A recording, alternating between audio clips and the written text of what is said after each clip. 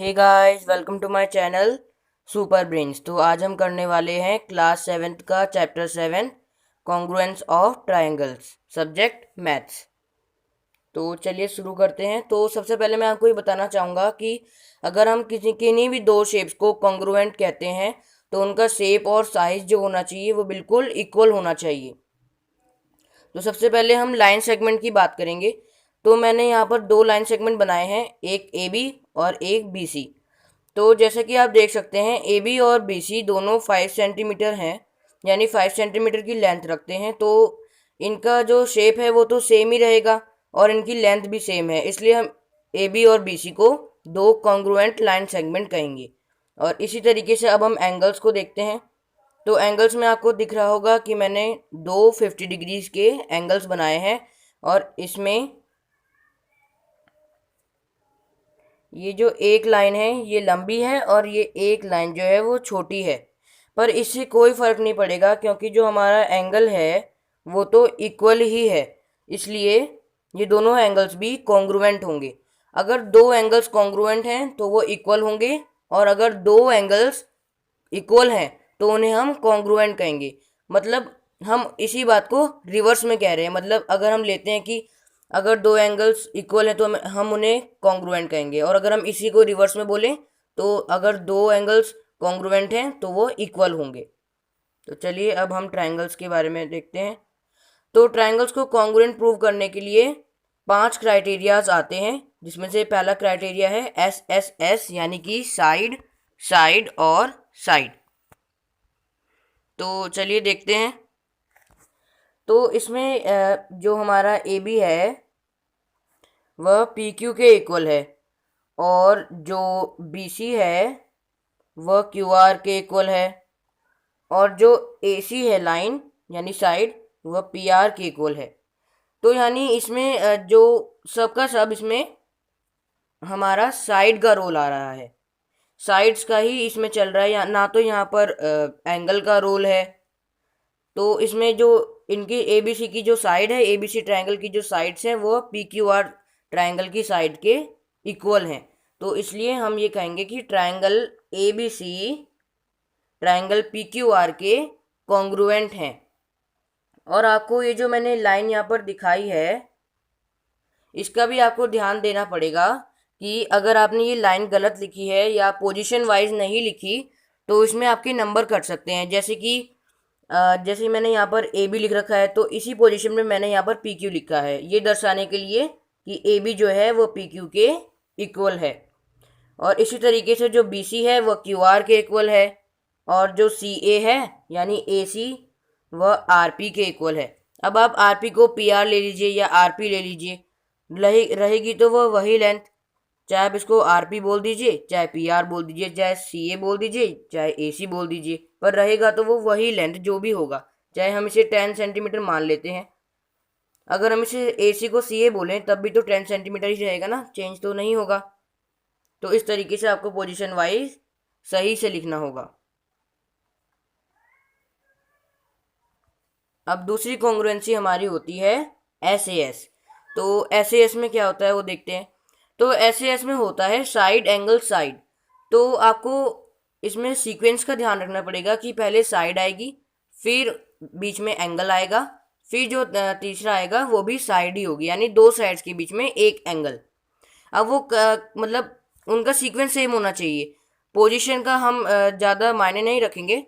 जैसे यहाँ पर बी है, अगर हम इसको पी को यहाँ पर रखते, बी का इक्वल हम पी को बनाते कि बी पी के इक्वल है, और जो हमारा बी सी लाइन होता वो क्यू आर के इक्वल होता, तो भी ये सेम होता क्योंकि ये हो जाता साइड एंगल और साइड। बस इसमें सीक्वेंस सेम होना चाहिए, साइड एंगल साइड, और इसमें भी साइड एंगल और साइड। तो देखते हैं इसमें जो ए बी है वह पी क्यू के इक्वल है, जो हमारा बी है एंगल बी वह एंगल क्यू के इक्वल है, और जो बी सी है वह क्यू आर के इक्वल है। तो इसीलिए ये जो ट्रायंगल है वो ये सीक्वेंस और पोजीशन वाइज और इनका मेजर भी सेम दिखा रखा है, इसलिए ये ट्रायंगल एबीसी ट्रायंगल पीक्यूआर के कॉन्ग्रुएंट है। कौन सी कॉन्ग्रुएंसी से? एसएएस कॉन्ग्रुएंसी से। तो आपको सीक्वेंस देखना पड़ेगा। अगर आपको एक एंगल दो साइड्स के बीच में इक्वल दिखा रखा है और दोनों साइड्स जो हैं वह इक्वल हैं, यानी कि अगर ऐसे कोई साइड्स आए कि एक साइड दूसरी साइड के इक्वल है, फिर उनका जो बीच का एंगल है वो भी दूसरे ट्रायंगल के इक्वल है, जो फिर तीसरी साइड आती है वो भी दूसरे ट्रायंगल के इक्वल है, तो आपको समझ जाना है कि ऐसे इसमें कॉन्ग्रुएंसी लगेगी। तो चलिए अब हम थर्ड कॉन्ग्रुएंसी एएएस के बारे में पढ़ते हैं। तो एएएस की फुल फॉर्म होती है एंगल एंगल साइड। तो एंगल साइड के बारे में देखते हैं। तो मैंने एंगल साइड में एंगल सी ए बी यानी ये वाला एंगल आर पी क्यू के यानी इस वाले एंगल के इक्वल दिखाया है, और एंगल ए बी सी यानी ये वाला एंगल पी आर क्यू के यानी इस वाले एंगल के इक्वल दिखाया है, और side B C R Q के इक्वल दिखाया है। तो इनका जो सीक्वेंस है वो बिल्कुल ठीक बैठ रहा है। ए जो है पी के इक्वल है, जो हमारा बी है वह आर के इक्वल है, और जो ये बी सी है वह आर क्यू के इक्वल है। और जो सीक्वेंस है वो भी सेम है, पहले एंगल है, फिर दूसरा भी एंगल है, फिर तीसरी जो है वह हमारी साइड है। तो इसलिए ये जो दो ट्राइंगल्स होंगे, ट्राइंगल ए बी सी और ट्राइंगल पी क्यू आर, वह एक दूसरे के कॉन्ग्रुएंट होंगे। कौन सी कॉन्ग्रुएंसी से? एएएस कॉन्ग्रुएंसी से।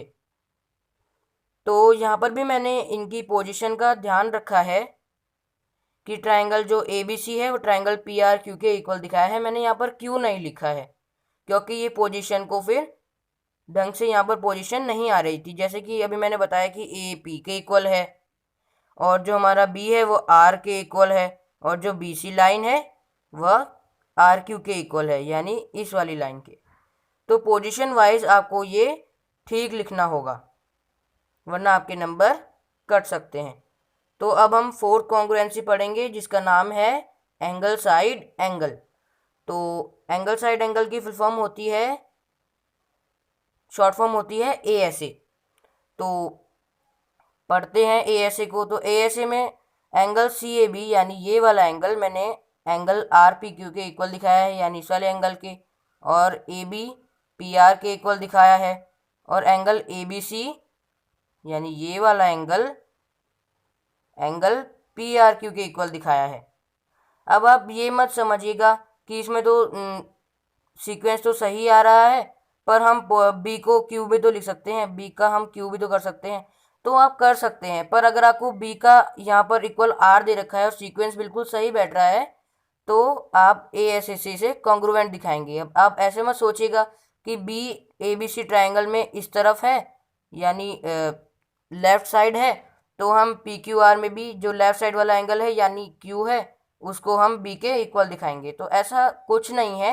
अगर आपका सीक्वेंस बिल्कुल ठीक बैठता है और ये इक्वल है एक दूसरे के, तो आप इन्हें कॉन्ग्रुएंट दिखाएंगे। अगर ये एएसए का सीक्वेंस अगर इसमें बैठ रहा है तो आप इसे एएसए से कॉन्ग्रुएंट दिखाएंगे। तो आगे चलकर इसमें क्वेश्चंस आएंगे तो आपको ये सब वहाँ पर क्लियर हो जाएगा, और अच्छे से आपका क्लियर हो जाएगा, और कोई भी डाउट्स आपके मन में नहीं रहेंगे। तो यहाँ पर भी मैंने पोजीशंस का ध्यान रखा है, तो आप भी पोजीशन का ध्यान रखिएगा। जब भी आप क्वेश्चन करें तो आप पोजीशन का ज़रूर ध्यान रखें। तो अब हम लास्ट हमारी कॉन्ग्रुएंसी पढ़ेंगे जिसका नाम है आरएचएस। फुल फॉर्म है राइट एंगल्ड हाइपोटेनियस साइड। तो आपको समझ में आ ही गया होगा कि इसमें एक तो राइट एंगल होता है, एक हाइपोटेनियस, और एक साइड, कोई सी भी साइड, चाहे वो बी सी हो, चाहे ये पी क्यू, चाहे ए सी हो, चाहे पी क्यू हो, चाहे क्यू आर हो, कोई सी भी साइड इक्वल होनी चाहिए हाइपोटेनस को छोड़कर, इन दोनों में से, ए बी सी और पी क्यू आर में से। चाहे सी बी अगर पी क्यू के भी इक्वल दिखाया है तो भी ये कॉन्ग्रुएंट होंगे। तो इसमें मैंने दिखाया है कि जो एंगल सी है वो एंगल क्यू के इक्वल है, जो हमारी ए बी हाइपोटेनियस है वह पी क्यू हाइपोटेनियस के इक्वल है, और जो AC हमारी लाइन है वह PQ के इक्वल है। और हाइपोटेनियस अगर आपको नहीं पता है तो मैं आपको बता दूं कि हाइपोटेनियस होती है राइट एंगल ट्रायंगल की सबसे लंबी वाली साइड, और ये राइट एंगल के बिल्कुल सामने होती है, सामने वाली साइड होती है। तो इसे भी आप याद रखिए। और RHS का यहाँ पर जो है वो सीक्वेंस बिल्कुल ठीक बैठ रहा है। यहाँ पर एक साइड भी है, कोई सी भी है, और हाइपोटेनियस है, और यहाँ पर 90 डिग्री के एंगल्स भी इक्वल हैं, और मैंने यहाँ पर पोजीशन का ध्यान भी रखा है। इसलिए RHS से हमारे ट्रायंगल ABC ट्रायंगल PRQ के कॉन्ग्रुएंट हो जाएगा। अब जैसे आप में से कुछ बच्चे सोच रहे होंगे कि ये जो पोजीशंस हैं, मैं पोजीशंस के बारे में मना क्यों कर रहा हूँ कि पोजीशन का इसमें कोई मायने नहीं रखता है, सीक्वेंस का मायने रखता है। तो मेरा मतलब ये है कि अगर यहाँ पर B है तो आप ये मत सोचेगा कि अगर B इस साइड है इस ABC ट्रायंगल में, तो यहाँ पर इसी साइड में यानी यही एंगल Q जो B के हमको पोजीशन पे लगता है दूसरे ट्रायंगल में, वह B के इक्वल होगा। तो ऐसा कुछ नहीं है। अगर आपका सीक्वेंस बैठता है, अगर आपको दे रखा है, मान लीजिए आपको ये सब आप भूल जाइए, अभी ये सब भूल जाइए, और आपको ये याद रखिए कि आपको ये दे रखा है क्वेश्चन में कि आपका जो A है वह P के इक्वल है, और जो हमारा ये AB है वह PR के इक्वल है, और जो एंगल B है वह एंगल R के इक्वल है। तो आप ये मत समझिएगा कि हम तो इसे ए ऐसे कॉन्ग्रुएंट ही नहीं कर पाएंगे, क्योंकि जो एंगल B की पोजीशन है वो तो एंगल Q की पोजीशन पे आनी चाहिए, यानी कि एंगल Q एंगल B के इक्वल होना चाहिए, और ऐसा तो दे नहीं रखा है।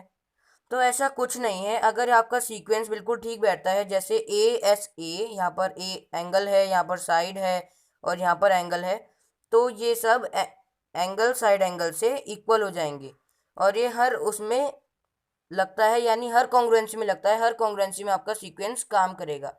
अब आप इसको उल्टा सीधा मतलब आपका सही रहेगा, पर आप कहीं पर भी लेंगे इसको, बस आपका सीक्वेंस जो है वो सेम होना चाहिए। और ऐसे भी मत समझिएगा कि जो AB है वो तो PQ के इक्वल होना चाहिए,